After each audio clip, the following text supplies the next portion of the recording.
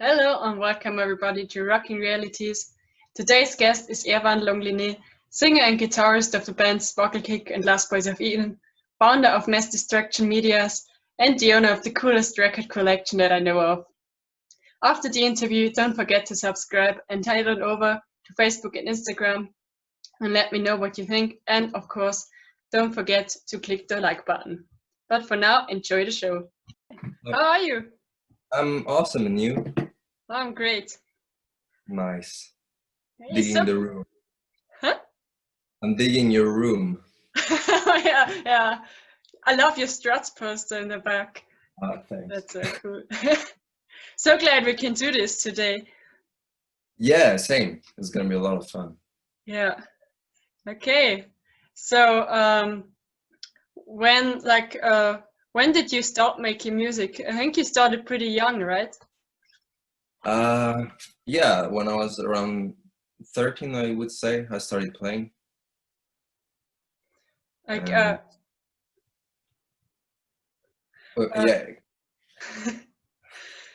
Your turn. were you already serious about this then? And like when did you have your first band and when did you know that you really wanted to make music? Kind of right away, I think. Because what happens, my dad was playing, so I was always attracted to guitar and music in general. And then I grew up in a small town called Cliso, and then Hellfest came to the town when I was about 11. So when I was 12, I went there. I actually pretended that I was going to go and sleep at a friend's house, and my friend happened to live in the backstage area. So we sneaked in the festival, and I got to see Slayer, I think, and Nash in here. I was like, that's what I want to do. Yeah, that's cool. And was it always this kind of music? Was it always rock music that you wanted to do? I think so, because like my first memory of really digging in a record was Queen. So I think from that moment I was pretty like set into rock but also pop, because I think they're kind of a blend of both. And then I started listening a lot to French pop and what was on TV, as well as rock. So yeah, I would say that the genre never really changed. Yeah. And but when? So which band was first? Was it Kick or was it Lustboys of Eden? No, it was Sparkle Kick, I think, because I was feeling in the band called Blackout Express, and that was before. That was sort of right when I moved to Sweden, and then it evolved in Lustboys with Max. Okay. So if you joined Sparkle Kick first, then let's talk about this band first, right? So yeah. it was you who founded the band, wasn't it? Yeah, it was. How did this band come together? How did you find your bandmates? How did you know who was going to play in the band? I didn't actually. I had moved to Sweden, and I was supposed to be part of a band, which was more like sleaze, and it didn't work out. So then I was kind of like, okay, what do I do now? And then I was thinking more and more about the Struts, actually, because I had seen them, and that was like the one band I was listening to. So I was like, this is really what I want to do. And going back to stuff like Queen and Kiss. And then I met Linus that was in the band, and we started like playing together. And then we had a few other people. And yeah, that's how it got together, really. And so is it? I think it's also you who writes the songs for the band, or is it like is the whole band writing the songs? Like I come up with most of the ideas, and then if there's something they like or not, they will say it, and then we'll work on that and change it. Yeah. When you write these songs, is there like something specific that inspires you to write songs, or is it just like, I don't know, everyday life that inspires you? No, like when I had the idea for the band, wanted I wanted to make happy music that would get people together, like if we would play it live, and something that would really like uplift the whole room and make people happy. And I like the contrast of having kind of sad lyrics with really happy music. So this is sort of how I usually write. But I don't know, it's like I have periods where I can write a lot and then periods where I don't write a lot. So I guess it kind of come and goes. Yeah. And but did you always know that you wanted to write or wanted to play original songs with this band, or did you have also like cover bands before, or was it always original songs? No, it was always original actually. Like I had some cover bands when I was taking lessons, and we were playing covers with other students. But I've never really been a fan of like I've been a fan of other people's songs, but not necessarily playing them in terms of like bands. I always like having a band and having your own song and creating and stuff like that. So yeah, original music is what I like most. Yeah, I think it's cool when people have the ability to write really good songs. It's so cool when they can play it really well. And I think you do have that, that you can write. Your songs are really good. I really like them a lot, and I think that's really cool. And I also like your lyrics a lot. I think they're pretty cool.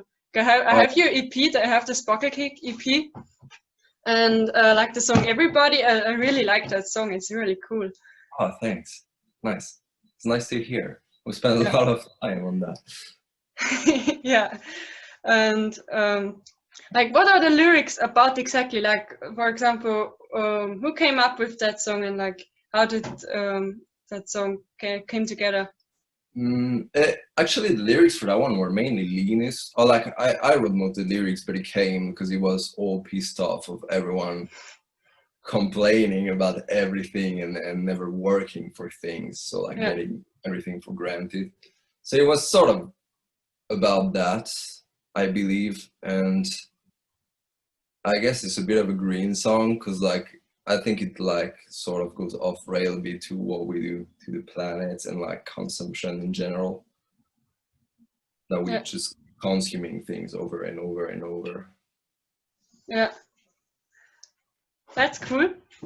And I think I saw from your Instagram post, I think you're actually recording your songs at home, don't you?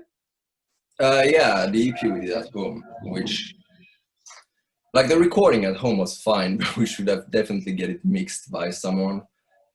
So now we've been working on an album for like over a year really. So it's a bit the same. We record at home, but we are trying to spend like as much time and do as much as possible ourselves. But we'll probably get it mixed by someone. Yeah. So it was completely done all by yourself. Like you also produced it yourself and mixed it yourself and everything. Yeah. Yeah. But it's pretty cool that you can do this. Like if I were to record with my band and we had to do everything ourselves, I think we probably would mess it up a bit because we just probably couldn't mix it ourselves and stuff. Yeah, like it works, but like I think the good thing about having someone that records you is that you don't have the whole like overthinking process. Mm-hmm.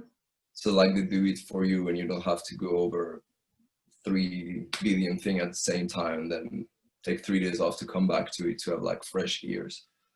So I think that's the part that we learned. It was nice to do it ourselves, but with someone like that was not in the band, I think it would have probably come out a lot faster. Yeah. Yeah, and probably at the studio you also have someone else's opinion. Like there is someone who tells you like that and I like that. Did you also have this at home? Like did you play your songs to someone else and got their opinion, or did you just like do this within the band? I value a lot my girlfriend's opinion because she's a really big glam rock fan. And she's always like, I'd buy that. And if she doesn't say it in general, I would scrap it. But if she's like, oh, sounds like sweet, I would buy that. Sounds like, yeah, some 70s glam rock, then I'm happy about it. Yeah. And of that's course, cool. the other guy's opinion matters as well. Yeah, And with the Lustboys of Eden, do you also record the songs at home, or do you have a studio for that? No, we usually go to the studio, which is the first time we did it was at the same time as we were doing the Sparkle EP, and that's when I was like, wow, that goes a lot faster. Yeah. So like, I actually like that. We work at the studio in Sundsvall in the north of Sweden, and we work with two really good producers. Like, they're awesome. So it's a lot of fun. You know? We're going back there in October, so it should be fun. Yeah. Now that I mentioned the Lustboys, I think maybe I should ask you first how you joined that band. Well, as I said before, I have a friend, Chris Young, that was in Blackout Express, which was Max's band, and like he couldn't do all the gigs, so I was filling in for him like from time to time, doing a couple of gigs, and then eventually the band came to an end, and Max asked me if I wanted to join something new or start something new. So that's how it was born. Yeah. But it was really quick, because we pretty much had decided that we would start something new from the last gig we did with that other band. Yeah. And you're singing and you're playing guitar with Sparkle Kick, but you're only playing guitar with the Lustboys of Eden. No, I'm singing now actually too. So I do double duty. Okay.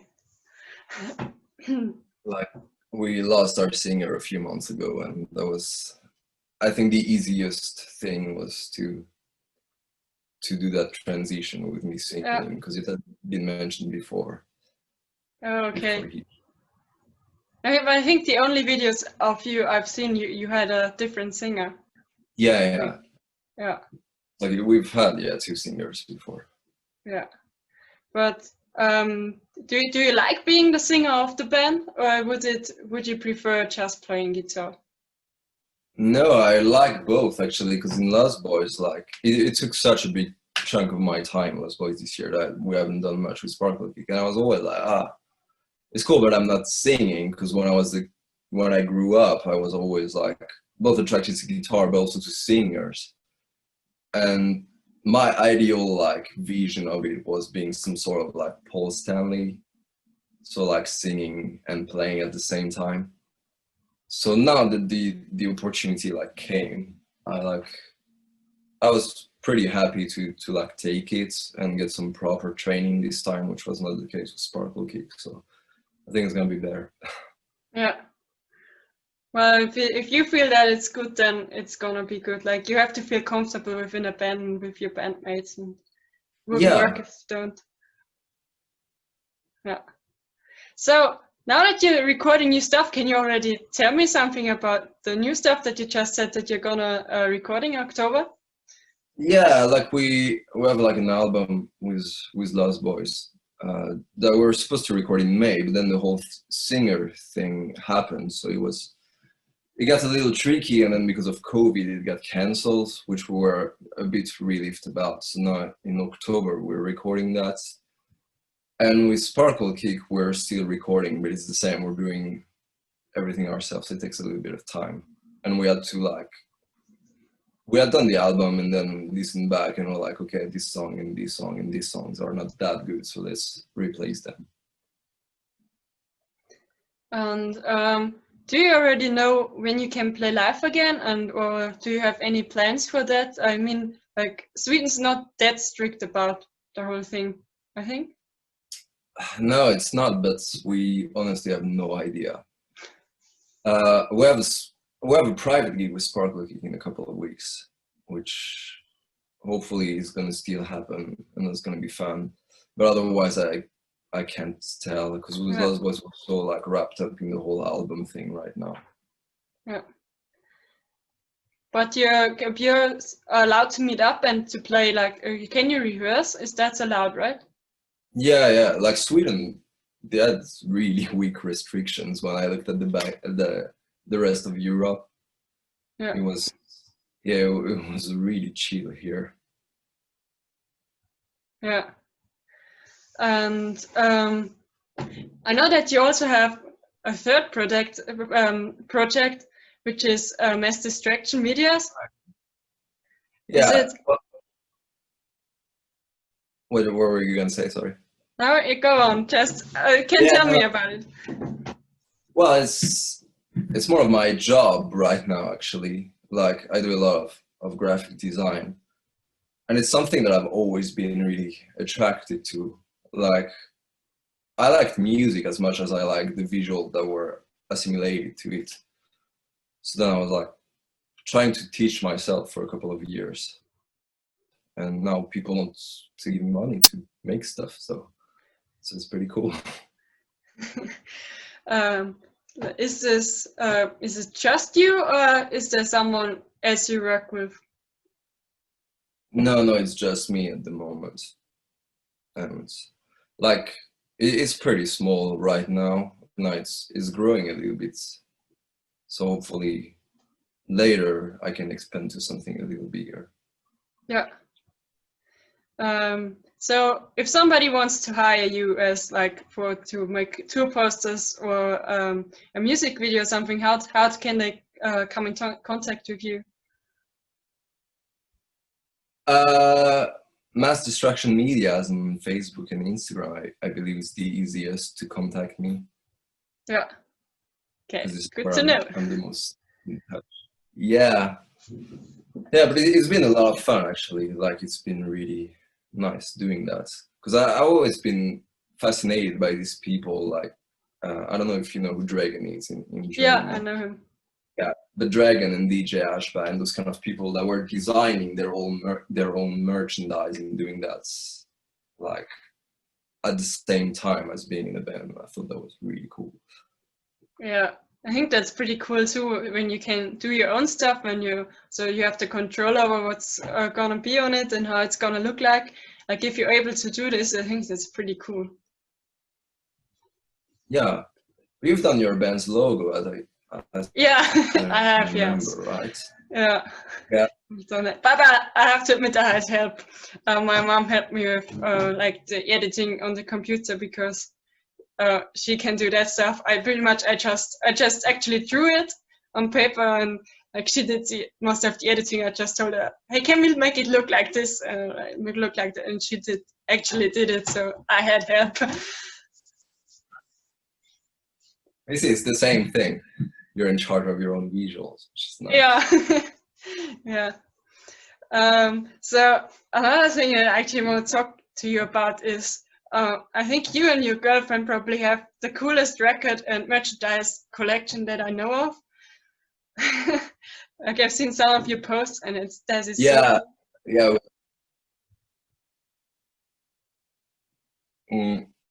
I think it goes again to the fact that, well, for her I had no idea, but like, I love visual and I love music and I love when both meets, and she's the same, which I believe is why we like glam rock so much, because it's so over the top visually. Yeah. And why we like Kiss so much, because they go a little too far with merchandise. But yeah, we like collecting things. So how many records do you actually own? Have you ever counted them?